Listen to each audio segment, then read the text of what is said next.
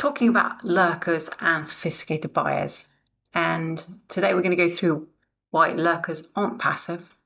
And basically what they're doing is they're evaluating you. Now, we know that research says up to 90% of social media users are lurkers. But here's the part that nobody's actually talking about. Some of your best future clients could be watching everything you do without ever giving you a single visible sign. So I'm going to suggest you stay with me for this one if you want to learn more about this, because I've dug in deep with this. I've been doing this for a long time, and I want to share with those of you who really are truly intrigued what exactly sophisticated buyers are actually doing. Because you're probably wondering why nobody is commenting or sharing your content right now.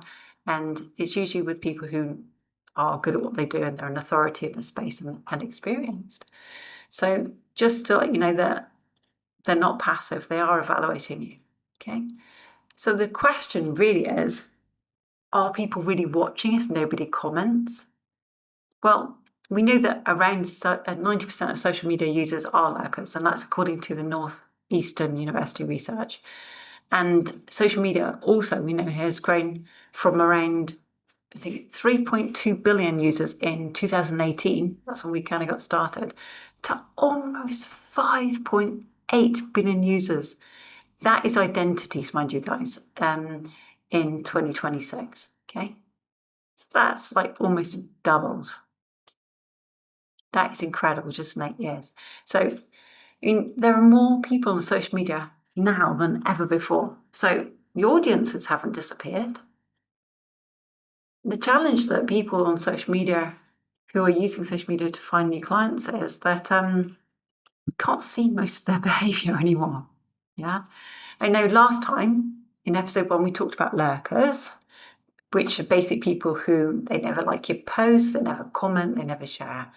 And research was suggesting they make up about 90% of social media users right now.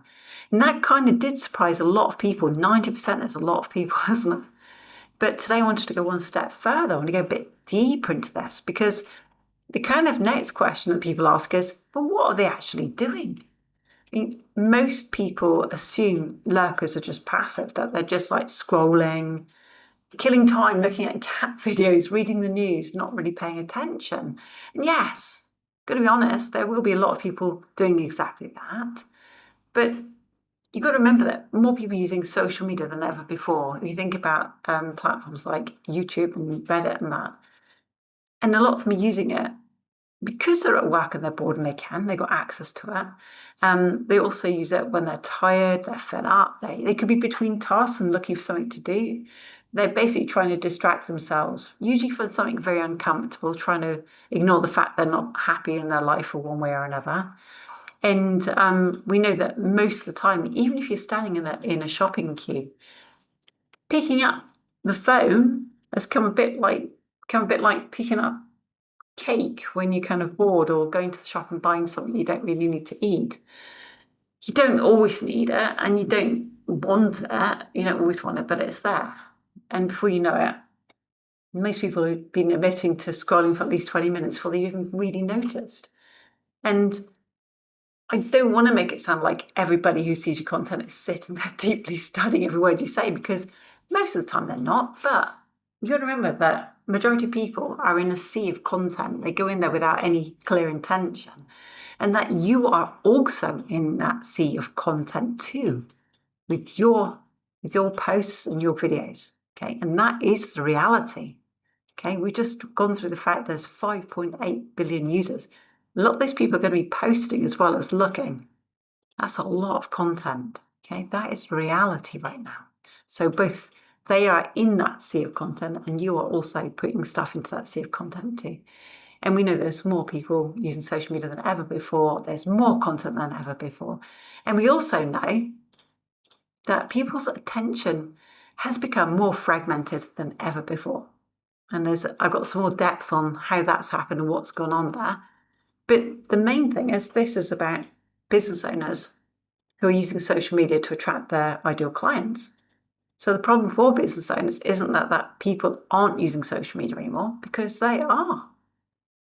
I guess the question really remains, what are the locals actually doing? Well, again, research was showing us that in 2019, 98% of internet users visited social media, while only 83% actively contributed or engaged. Okay, so that's the difference of what? That's 50% difference.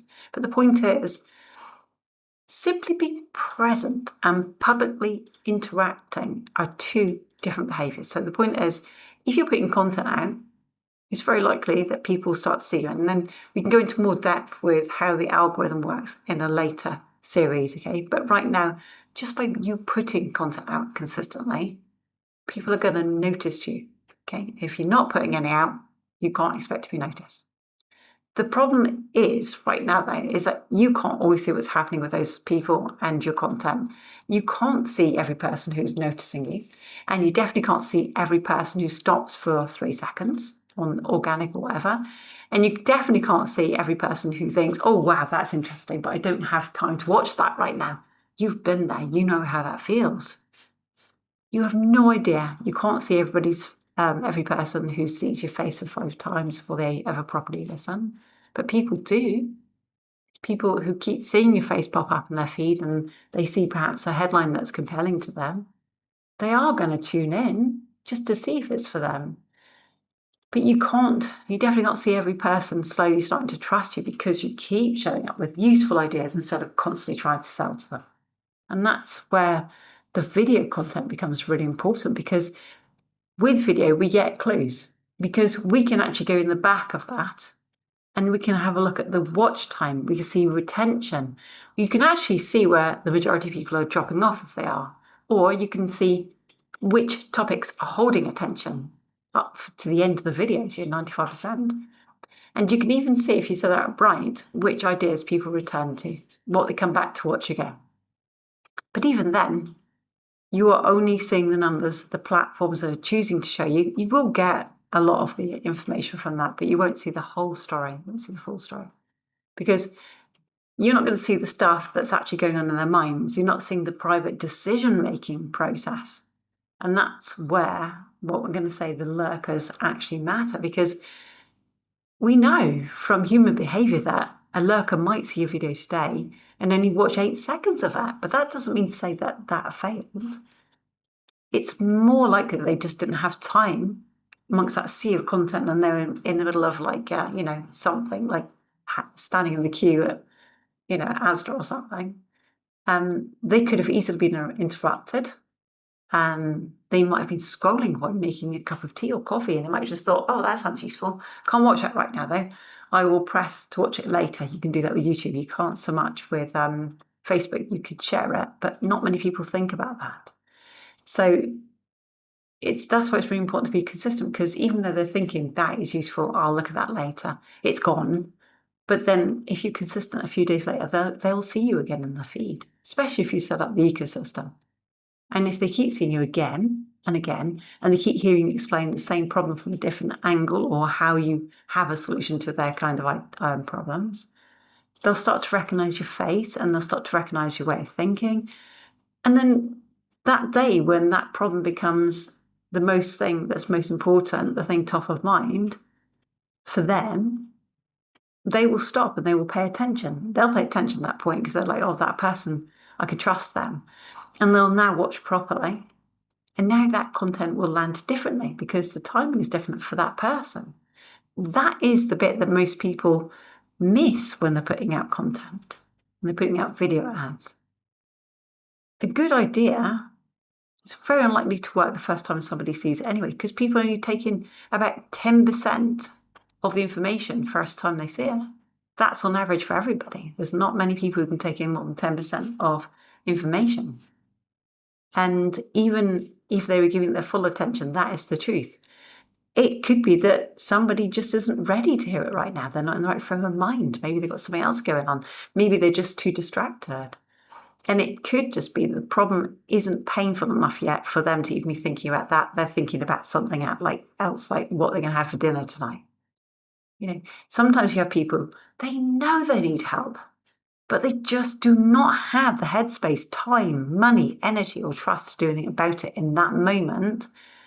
But they see you and they go, oh, okay, when I get to that point in my life, I know where I'm going to go. I'm going to go check this person out a bit more. So think about this, yeah?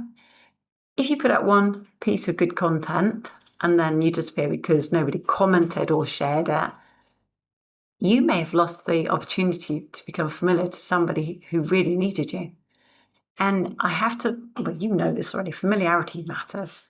And especially so with sophisticated buyers. Okay, sophisticated buyers are very different because sophisticated buyers don't usually decide after one post. And that's the majority of us. Okay, we talk about the 90% of people on social media. We all need repeated exposure right now because we're dealing with so much distraction. And if people are seeing your stuff online, ooh, can you see my phone? They're being bombarded. I mean, when I was researching all of this, the minimum that we're bombarded by each day was 4,000 different types of distraction and marketing. I mean, you think about it, even your remote control's got marketing on it. Everything has. I mean, I was looking at my jar of mayonnaise as I was making coffee earlier, and it has social media icons all the way to the other side and loads of information. So, I mean, that's just two things. If you look around you and start to pull it out, you'll see it's everywhere. Even in a document you've printed off with some information from your mentor, will probably have something in there that's from them that they want you to kind of silently take in and be aware of because it's theirs. So we know that people need repeated exposure of the same idea from you, different angles though, different examples, different ways of seeing the same problem. They need to be able to feel that you understand their world, and that's why you need to come in from different ways, and they need to feel that your perspective makes sense and where they are standing. And a good way to do this is to put yourself in their shoes. Now, if you know your ideal client, you would have talked to enough of them by now to understand what their perspective is. And that's how you make really, really powerful content, which will attract your lurkers and your sophisticated buyers. I need to get my teeth straightened to be able to say sophisticated better. Now, one of the most interesting parts of that research wasn't just simply that most people are lurkers. It was actually the reason why. This is the bit that, because I don't know about you, I've been on social media ever since it came out. I loved Facebook when it first came out, I was so excited. And, all the things that came before that. I've always been online since online became online before that. So the reason why people are lurkers, it did interest me because we used to comment on everything. We used to chat to anybody. And the fact that more people are using social media than ever before, and some people haven't just stopped just using social media, they've actually just opted out of the performance of that. And that was the bit that really stood out to me because we thought it was fun when it first came out, us old people. Because when social media first started, we were all commenting on each other's posts. We liked our family posts, our photos. We shared funny videos with each other. We chatted underneath each other's posts. It felt really personal. It was like hanging out with a club. But then something changed because what happened was businesses realised that engagement was valuable. Okay, did you catch that? Businesses realised engagement was valuable. And then what happened was, so that people could sell more people to buy their online courses and things, marketers started telling everyone, if somebody comments, make sure you go and message them, make sure that you send them a friend request. If someone likes your post, make sure you follow them, make sure that you show up in their feed. If somebody downloads your freebie, make sure you sell to them directly because they obviously want what you got. Okay, that's the kind of advice that used to get given. So what happens with that? Of course, bit by bit, social media stopped feeling private and people just became much more careful about interacting publicly because they just didn't want to get bombarded by people who they didn't know trying to sell at them. I mean, if you consider your own behaviour, how often do you see a useful post from someone who you don't know, but you deliberately avoid commenting? And who do you support? That's the thing. I support my clients because I trust them. I know they're not going to try and sell to me. But you know what I mean? I'm thinking like there's a few people who online who I will go and support. But the majority of the time, I'm not going to be commenting. In fact, I don't spend much time on social media at all anymore because I hate being sold to. And you think about if you see a post that you like and you feel like you're going to go and like it or comment on it, you kind of hesitate, don't you? Because you're like, oh, what's going to happen next?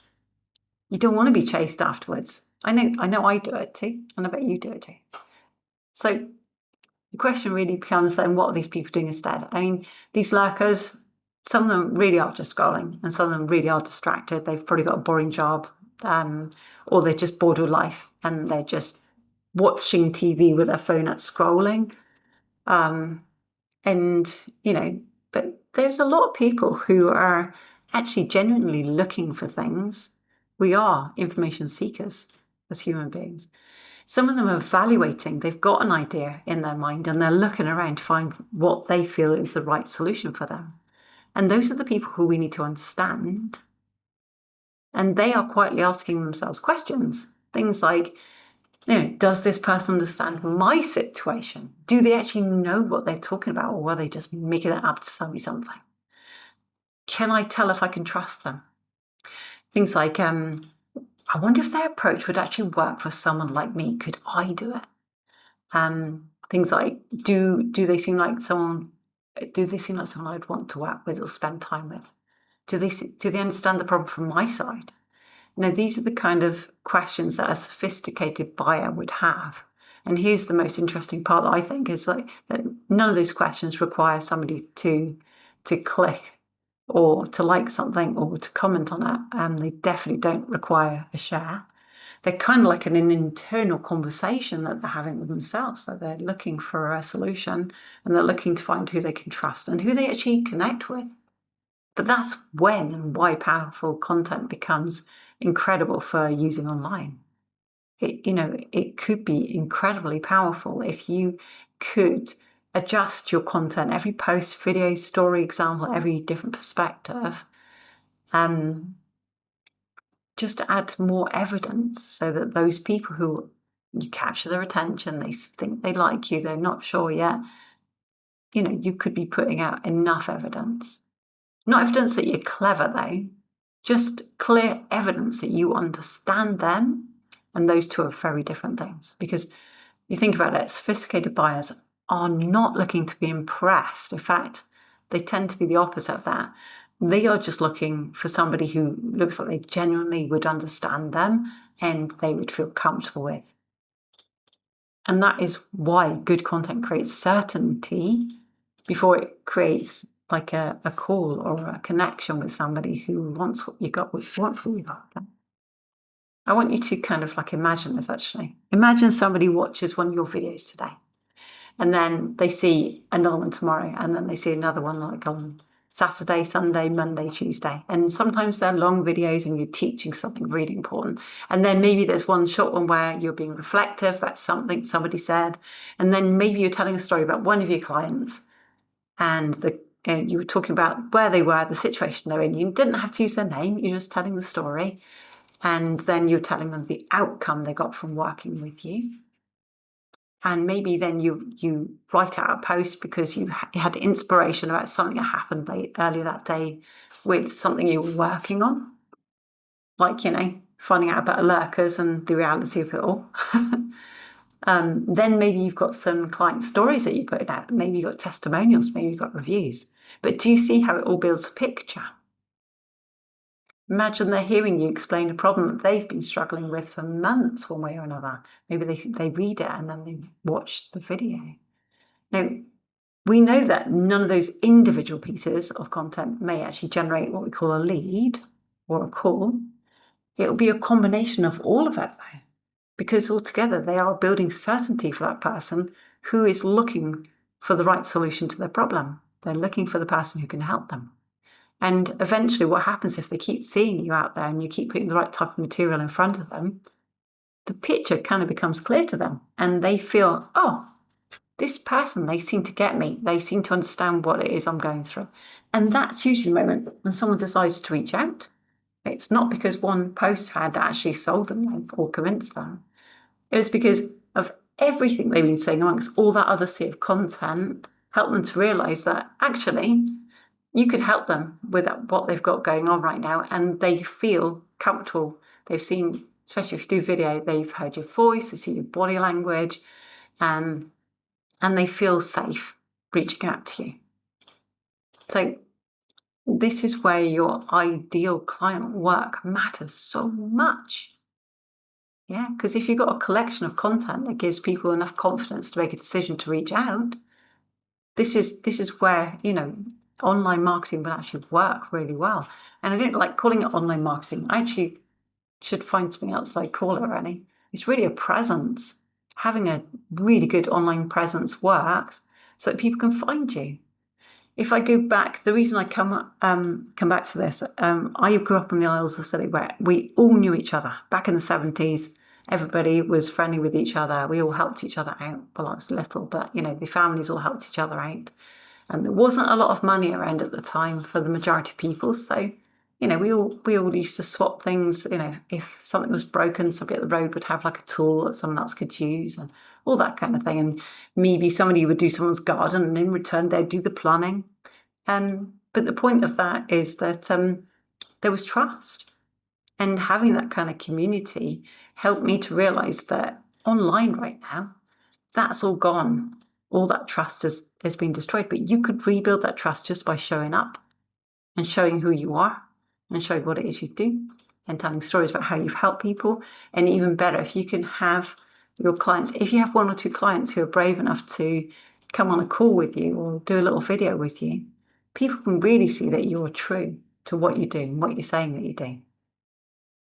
If you understand your ideal client properly as well, and you already know what they're dealing with, you'll know what they've tried, so you can make content around that. You know what they're frustrated by, so you can show the solution for that. You also know what they don't usually understand yet, but how you can actually help them to understand. You tend to know what they're going to be worried about. You can alleviate those worries by just putting content out to tell them that this isn't going to be a problem, because you know the kind of things that actually help them, make them hesitate. And if you are true to what you do, you'll help them get past that too, rather than stay in that state of being in a negative problem. It's kind of like our place in the world to help people to realize, especially if they will instead go find an alternative that won't actually give them a solution. But you would know what you need to put out onto the online space to help them to trust you, so they can then feel safe coming forward. Now, when you create content from that kind of, let's say, place, it will feel different. And you're no longer thinking every day, oh, gosh, I've got to put content on social media. I don't know what to do.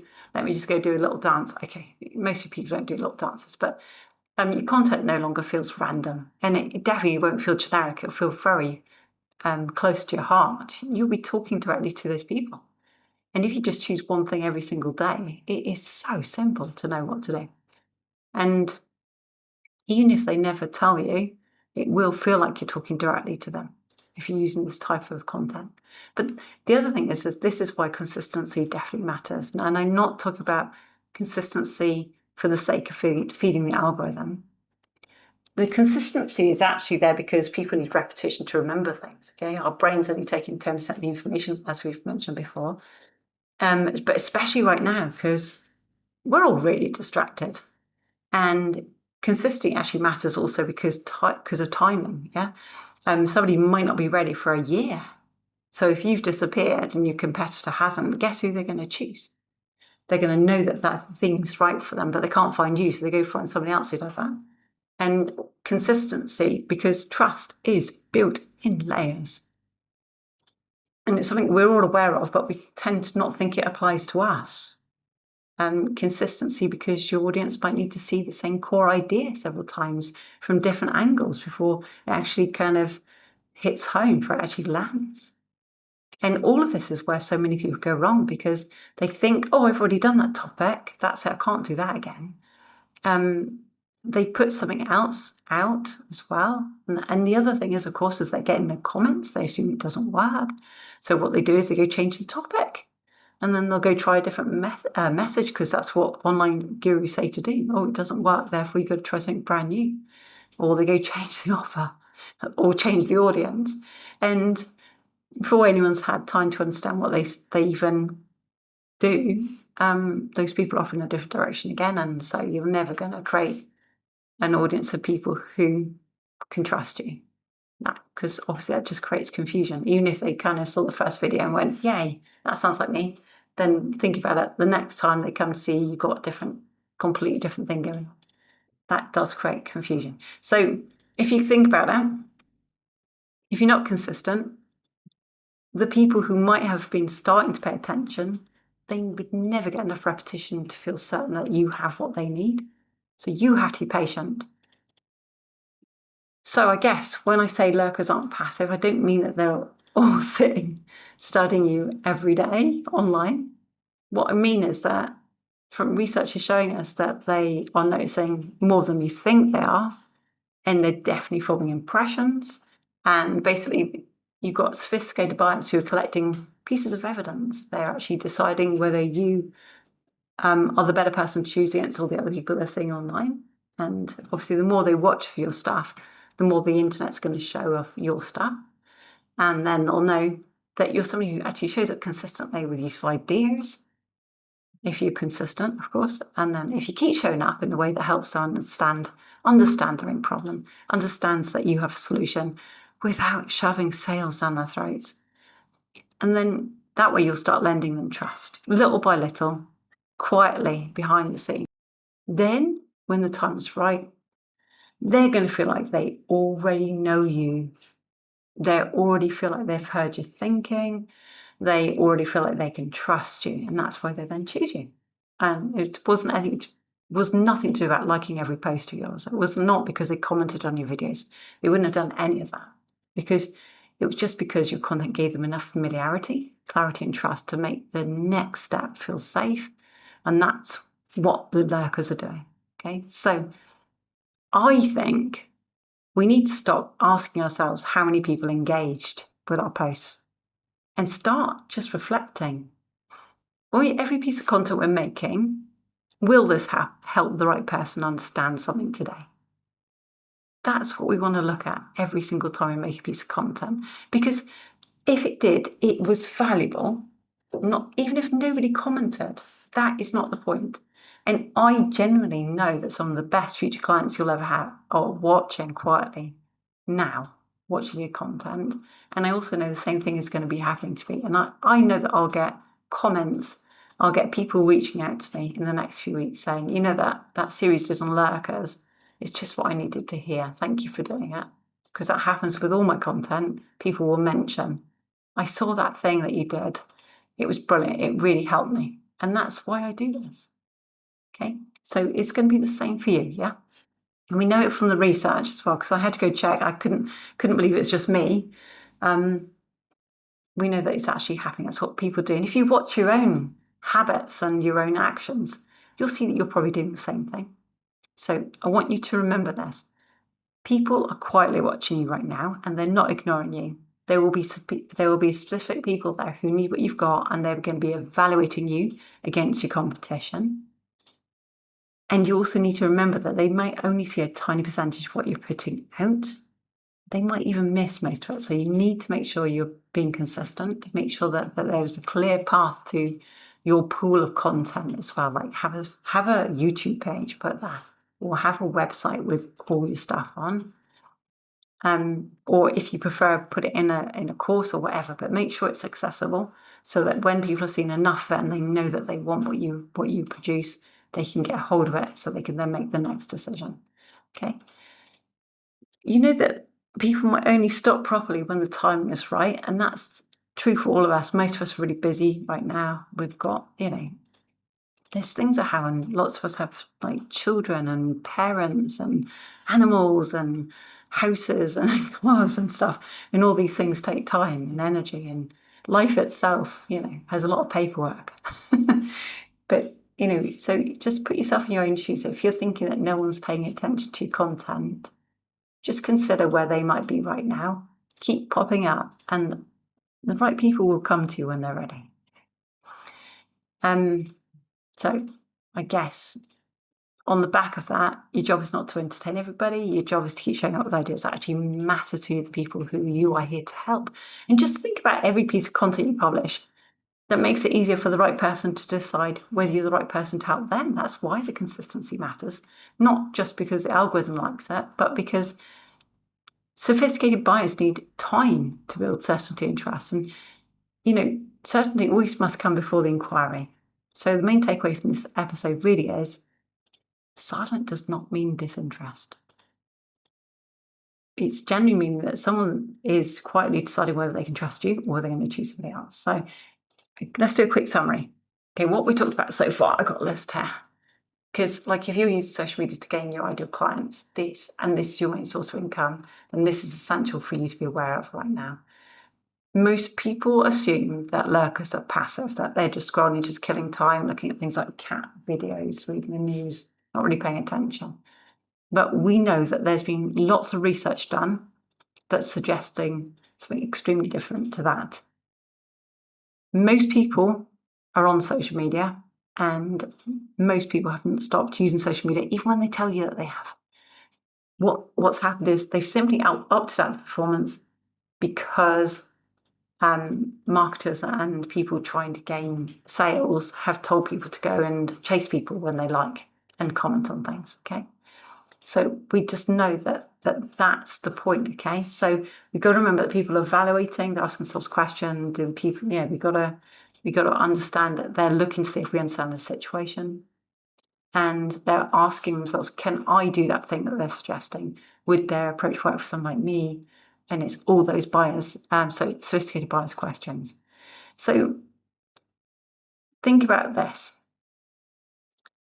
Imagine somebody watches one of your videos today and then another next week reads a LinkedIn post, watches the client story on this. They're basically forming a picture of you and what it is you do.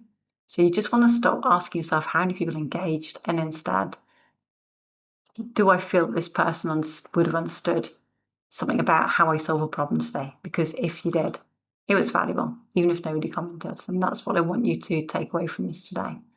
Silence does not mean disinterest. It can often just mean that somebody's quietly deciding whether they can trust you or whether they can do the thing that you say you can do. Now, if you want help working out exactly who your sophisticated buyers are, so you know what kind of content to create, what questions they're asking themselves, and what kind of content builds certainty instead of just collecting likes, you can just reach out to me, okay? You can either go to my Facebook page and just send me a message, or you could just go to my website, Tina Sanford Video Ads, go find the WhatsApp button and send me a message, because that's the quickest way. Go straight to my business phone, and I'm the only one. This is my business phone. I don't even give it to Dan anymore because it disappears. Okay. I hope that was useful. Cheerio.